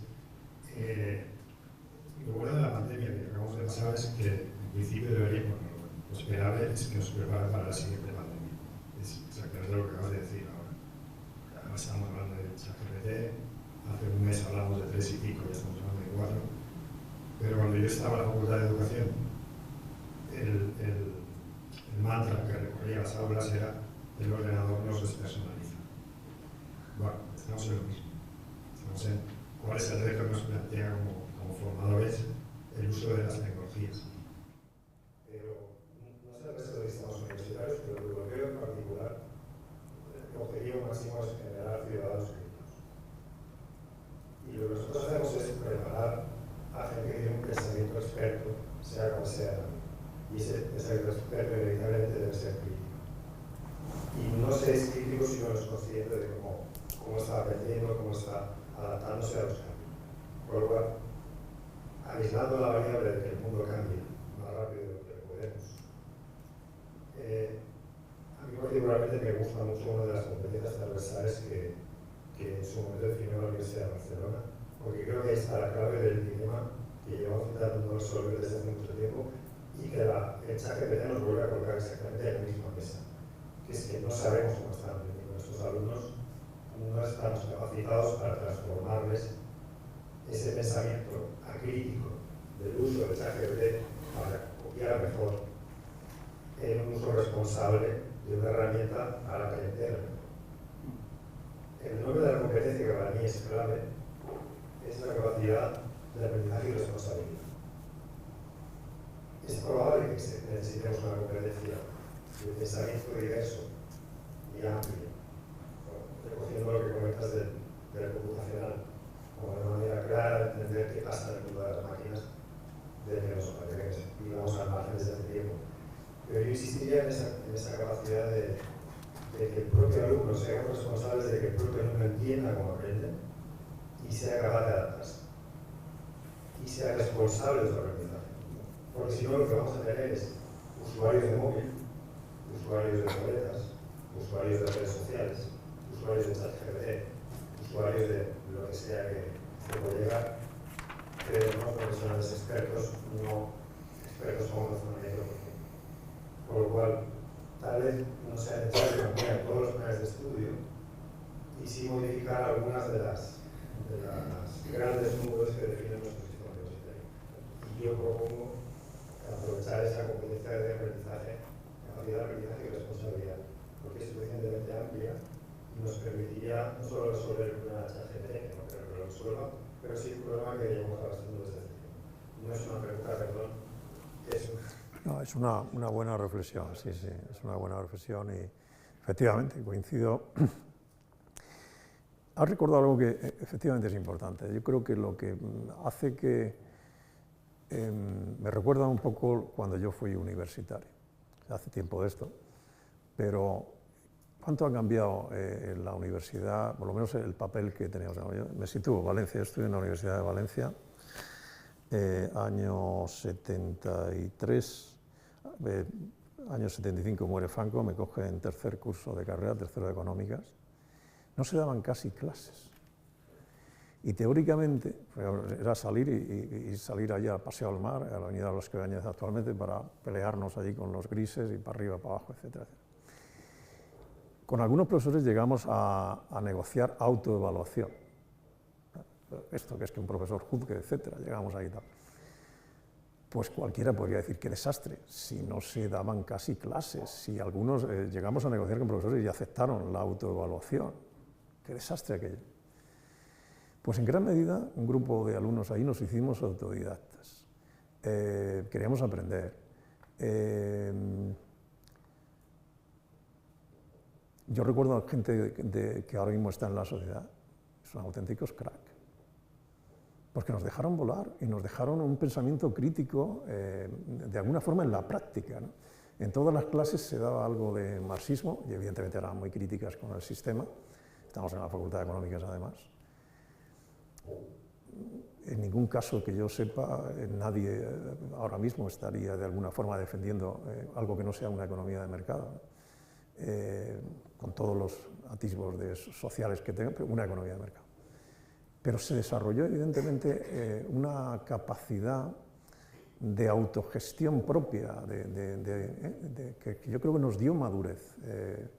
Cuando terminamos, en definitiva, éramos gente con confianza para introducirnos en una sociedad a la que pensamos que podíamos aportar a esa nueva sociedad, a esa nueva democracia que empezaba a construirse después de la muerte de Franco, que nos cogió a mitad de carrera, ¿no? Ahora, con estas herramientas, si realmente la herramienta la prohibimos, parece como si estuviéramos defendiéndonos de algo, ¿no? ¿No? Tenemos que afrontarla, tenemos que afrontar el fuego. Claro que quema, claro que hay riesgos, claro que evidentemente hay cosas que podrían perturbar, pero siempre hemos estado con esto y con argumentos que si lo hubiéramos hecho, lo hubiéramos, acordároslo cuando la imprenta del libro, esto ya se dice mil veces, que casi que no, que íbamos a perder la memoria, porque ya los libros en definitiva estaban ahí, vamos a perder la memoria, ¿no? Se han dicho tantas cosas cuando siempre ha habido un paso adelante en el progreso, que ahí está el ludismo como fenómeno, ¿no? Todo. Hay que afrontar la realidad y tenemos que animar a nuestros alumnos que sean críticos, que sean creativos. Ahí el aula invertida para mí es el tema ideal, ¿no? No tener alumnos pasivos en clase. O sea, una hora el alumno tiene que ser extraordinariamente activo. Es en casa probablemente donde tiene que asimilar con ayuda de estas herramientas, con ayuda de los materiales, de vídeos, un premio Nobel sobre esta materia que además explique. Hay vídeos, del otro día se me decía, hay vídeos de premio Nobel que son de pena, es verdad, o sea, no, a lo mejor no es el ejemplo, pero claro, hay unos materiales enormes, la red está llena de conocimiento abierto en gran medida, y muchos de ese conocimiento es de calidad. El profesor puede, lógicamente, ayudar a identificar el conocimiento de calidad y le puede ahí aconsejar y demás. Pero ahí es bueno que el alumno reflexione, vaya introduciendo esos conceptos, los evalúe y llegue a una clase donde en vez de una posición pasiva, tenga una posición con el resto de los compañeros activa y el profesor dirija con su experiencia, con su capacidad, ese proceso. Ese proceso además puede servir para, como he dicho antes, para motivar el trabajo equipo, el debate. O sea, apenas debatimos, ¿no?, en las clases. O sea, antes en aquellas asambleas de los años salía alguien allí y decía al profesor y cortaba un speech allí y tal. Y había debate y le criticábamos y no sé qué y nos peleábamos. Y eso nos enriquecía, ¿no? O sea que en definitiva yo creo que sin volver a esos tiempos, no quiero tampoco esto suene a que cualquier tiempo pasado fue mejor, no. Yo creo en el futuro. Y me parece que habría que ser valientes, vamos, en este tema. Sí, a ver, yo creo que estamos hablando mucho de lo que hay que hacer, pero entonces lo que yo creo, y hemos comentado a veces en otras ocasiones, es que el que ha de cambiar la manera de hacer es el profesorado.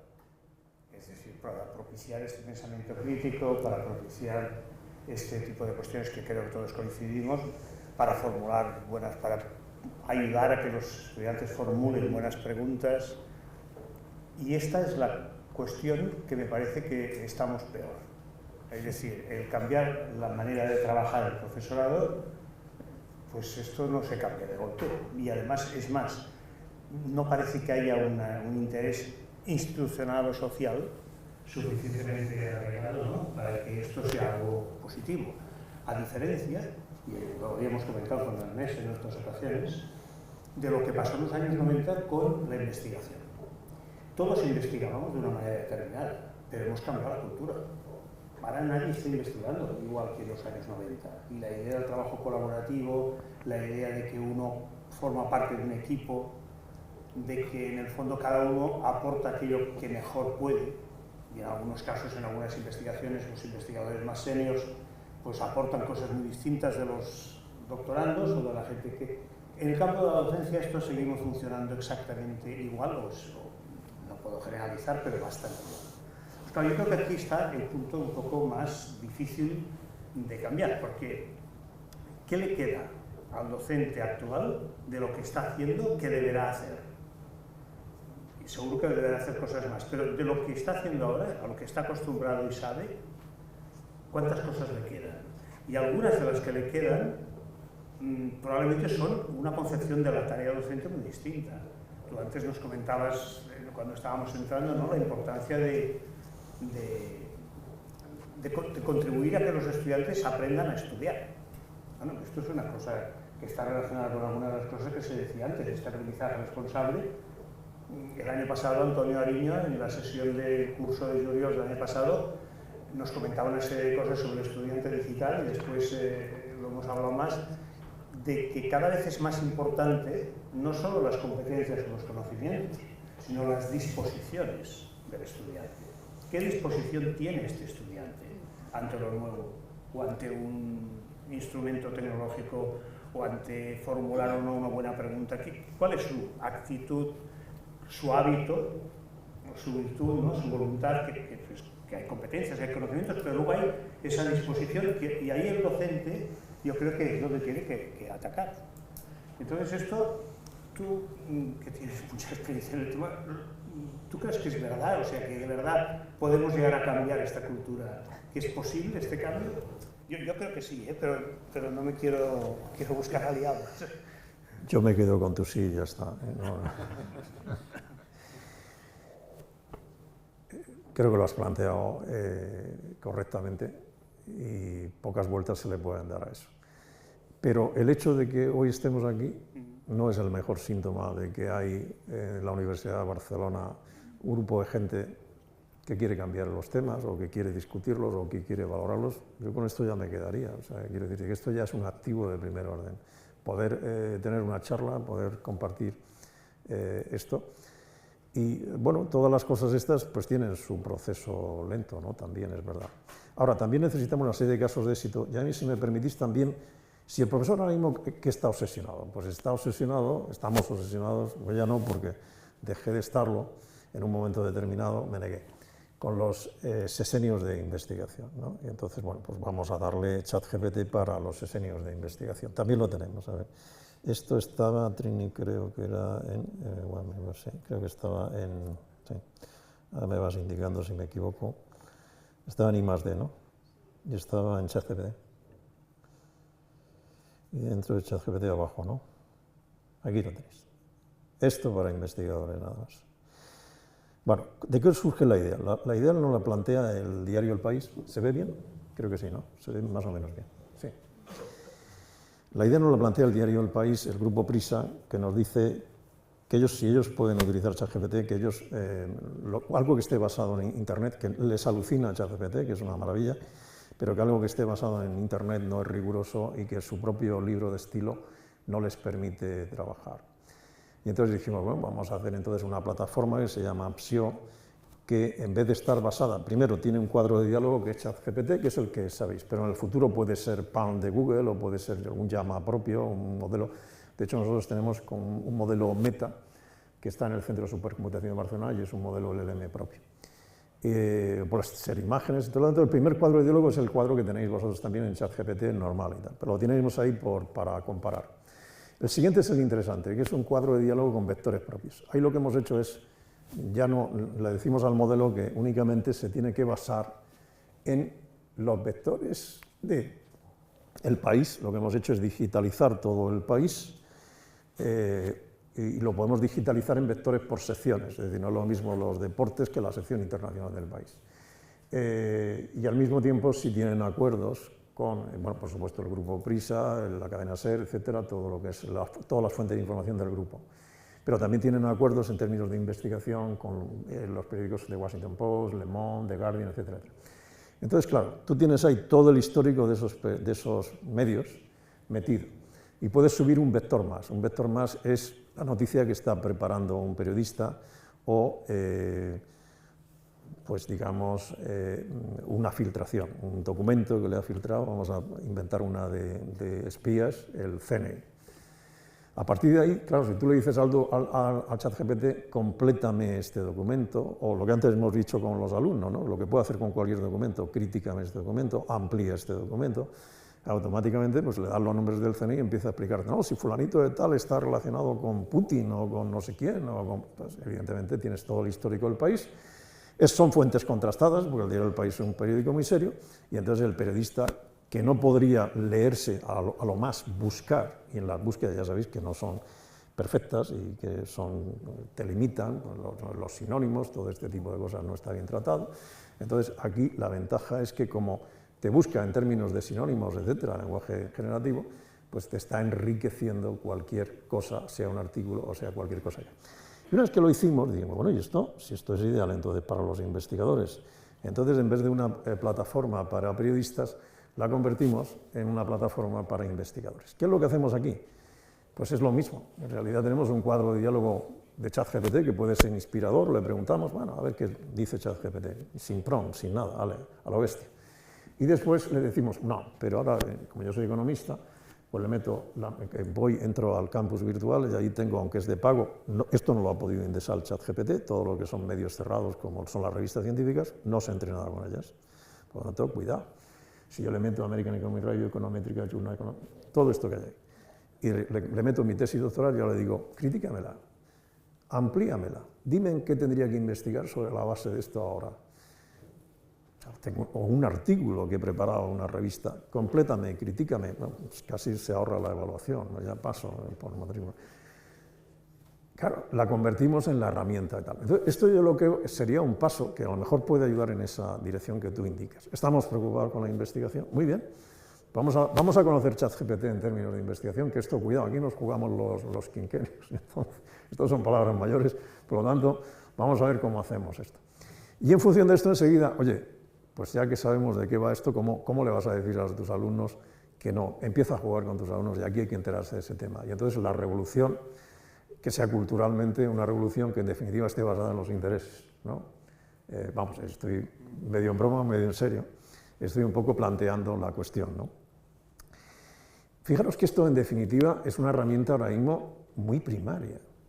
O sea, lo que viene, lo que va a venir es brutal, hasta tal punto que cuando los que nos estamos dedicando a esto, tenemos que tener un esquema muy sencillo, porque ahora estamos hablando de ChatGPT, pero vamos a ver, ¿de qué estamos hablando mañana? No, esto no es. Os voy a enseñar algo que no es confidencial, pero yo creo que como estamos entre amigos, no, a ver si lo logro entender. A ver aquí. Aquí está. No. Esto fue mi presentación de los modelos de inteligencia artificial en la Universidad de Murcia hace poco, unas jornadas precisamente de docencia en la Facultad de Económicas. Así lo encuentro. Esto es. Lo que intento encontrar es.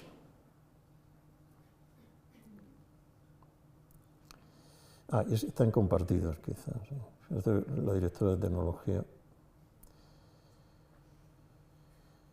Aquí está. No, quizá no se vea mucho, pero me sirve para... Aquí está. Vamos a ver, ¿qué hay aquí? Pues aquí hay todo lo que viene en el futuro. En definitiva, arriba, si en Europa estaban muy preocupados de que OpenAI, si ponemos estos datos, OpenAI se los puede tragar, son datos confidenciales de alto valor, no podríamos meterlo en American Economic Review porque las revistas científicas enseguida van a decir que ni hablar, porque esos datos entonces se le escapan y entonces pueden... ya de hecho en Estados Unidos están planteando derechos de autor, etcétera, etcétera, ¿no? Entonces, ¿a qué vamos? Pues vamos primero que OpenAI es un modelo, pero detrás de ello está Google con Palm, que al parecer es muchísimo más potente que OpenAI. Es decir, ahí tenéis prácticamente todos los modelos conocidos. Amazon presentó hace un par de meses un modelo parecido. Meta, Facebook lo liberó y bueno, ahora mismo podemos establecer modelos de este tipo con menos parámetros que son muy efectivos. Y de hecho os decía que con el Centro de Supercomputación de Barcelona, que es el último que hay ahí, tenemos nuestro propio modelo LLM. Entonces, en definitiva, ¿a qué estamos asistiendo? Estamos asistiendo a la capacidad de con nuestras revistas científicas, con nuestros datos en las universidades, poder establecer el input, o bien nos basamos en estos modelos porque son modelos razonables y abiertos y nos aseguran, evidentemente, hay compromisos legales sobre privacidad, uso de datos, etcétera, etcétera, o bien vamos a un modelo propio, es el de arriba, con un entrenamiento propio, pero un modelo de estas características y de estas capacidades que nos lleva después a un conjunto de capacidades que definimos en los cuadros de mando, que es lo que hay ahí, y después una facilidad enorme de acceso, porque en definitiva, ahora con lenguaje natural podemos dar instrucción al modelo. Es decir, podemos decirle, haz esto, al otro, a lo que sea, a través de un asistente, un bot, y por lo tanto se rompe la complejidad, porque el propio lenguaje natural nos permite comunicarnos con esto. Lo que hay ahí metido, que aquí se ve en una... todo esto ahora mismo, esta parte de LLMs disponibles, esto se va a disparar en términos de capacidades, etc. El modelo PALM de Google, que todavía no está disponible en Europa, pero según nos ha dicho Google, BAR estará, pues nada, es inminente. Es que no sabemos de las capacidades que estamos hablando, y hasta probablemente Google esconda algunas de las capacidades del modelo. Lo que hemos asistido es importante, cuidado, lo de OpenAI supone la democratización de la inteligencia artificial. ¿Por qué? Porque antes esos modelos los estaban utilizando, existían, y los estaba utilizando Google. Acordaros del famoso ingeniero que llega a denunciar a Google porque cree que tiene alma el bicho, y cosas de este tipo. O sea, en definitiva, las grandes multinacionales norteamericanas tenían modelos con capacidades predictivas que estaban utilizando en beneficio propio para sus cosas, digamos, y sin atreverse a poner a disposición del mundo esa herramienta que podría ser objeto de rechazo, de regulación, de lo que fuera, ¿no? Diciendo, bueno, de momento vamos a utilizarlo nosotros. Esto es lo que estaba haciendo Google porque todos lo tenían preparadito. Google enseguida dice, aquí está mi modelo y lo saco. Amazon lo presentó hace un par de meses en Madrid, etcétera, etcétera. Entonces, todos tenían un modelo de estas capacidades. ¿Qué estaban haciendo? Utilizándolo. Estos modelos predicen la bolsa, predicen todo. O sea, el texto generativo hemos visto que tiene unas capacidades brutales. O sea, puedes situar a una industria farmacéutica a este nivel respecto a otra, o a una industria editorial, hablando de que estamos en una de ellas. Es decir, cuidado. Entonces, ¿qué es lo que hizo OpenAI? Aquí está. Por lo tanto, podemos utilizar en términos de plugin un sistema, lo podemos interiorizar, se puede insertar un chatbot. Nosotros tenemos, por ejemplo, la capacidad de insertarlo. La universidad podría insertar un chatbot basado en ChatGPT para informar de todo lo que hay en la web, es decir, con preguntas. Es decir, alguna tal pregunta y no necesitas buscar en la web. Si esa contesta dentro de la web, la comprende y utilizando la información solamente de la web puede utilizarlo. Eso lo podríamos insertar mañana. ¿Y qué vale una herramienta de estas? Pues bueno, en su versión más sencilla, 10 euros al mes. O sea, significa la democratización absoluta del uso de la inteligencia artificial. Una pequeña tienda, una pequeña tienda de ropa, de ahí de la Diagonal, puede utilizarla, o de un barrio de Hospitalet. Eso, de alguna forma, la hemos democratizado con la decisión de abrir el modelo. Y yo creo que eso tenemos que aprovecharlo, esta democratización de la inteligencia artificial, porque lo que había antes sí que era peligroso. O O sea, estamos hablando de un país como China, opaco, que puede utilizar una herramienta de este tipo y no sabemos que la está utilizando y para qué la está utilizando, o Google o este tipo de empresas. Y ahora en realidad lo que hemos hecho es, lo que podemos hacer es una revolución por abajo, modelos LLM propios que podemos hacer con el Centro de Supercomputación de Barcelona o cuando venga la computación cuántica, a lo mejor pues muchísimo más fácil, ¿no? en nuestros propios ordenadores de la facultad, ¿no? ¿Más preguntas?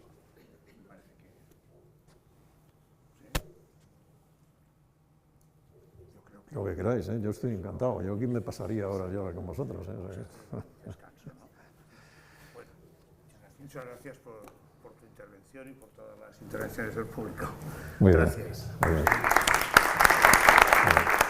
Muchas gracias.